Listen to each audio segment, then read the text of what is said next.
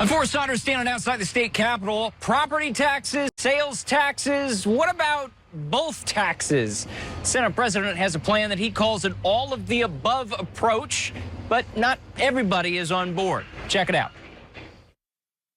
Wednesday, Senate President Ben Albritton chucked his tax cut plan in the growing pile. What he called in a memo a, quote, all-of-the-above approach, totaling about $750 million in savings. It would study how to reduce or end property taxes, potentially putting the idea on the next election ballot, renew some of the most popular sales tax holidays, and permanently cut sales tax on clothing and shoes that cost $75 or less. We're not talking about, folks that are tourists that may come in and go buy, a $300 jacket or, things like that.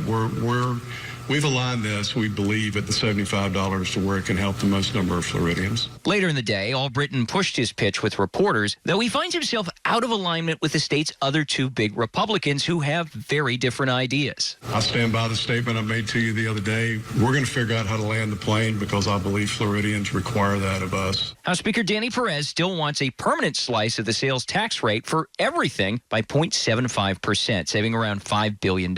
He stood by his idea this week, even as some speculate how the chambers will be able to reconcile their plans and their budgets, which are billions apart. This is my 7th year here, and every single year right about this time, you start getting the rumors of we're not going to end on time, we're going to be here till June, July.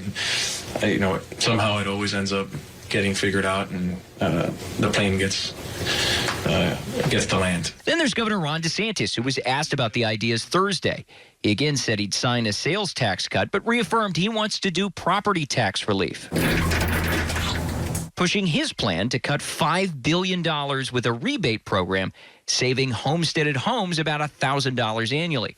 DeSantis also continuing to throw shade on that sales tax cut. But I don't know why you would want to relieve the burden on, Brazilians come to Disney and stay for and spend all this money. Like, I want the government funded by our non-residents as much as possible. I want to relieve burdens on Floridians and give the burdens to them. The three ideas now have some Dems concerned nothing will get done, or at least nothing major anytime soon. I think we're all feeling the pressure of time, and it seems more likely every day that we're going to go beyond the end of session, and signing day is going to be a different date, just because we're billions of dollars apart on everything right now. State Rep Anna Eskamani saying her caucus will continue pushing for things like combined reporting to get more out of big companies using subsidiaries as a tax shelter. Also, a family tax credit rebate to directly benefit those she says need it the most. But what Floridians will actually end up with when the final hankies drop remains unclear. Now, as the chambers debate which tax plan they should pass and send to Governor Ron DeSantis, the budget is going to factor big into this because the Senate wants to spend about $4.4 billion more than the House does. So they're going to have to come up with some wheeling and dealing to make both of those budget plans work. And the tax package, well, that's definitely going to be a part of it. That's the latest out here at the state capitol. I'm Forrest Saunders reporting.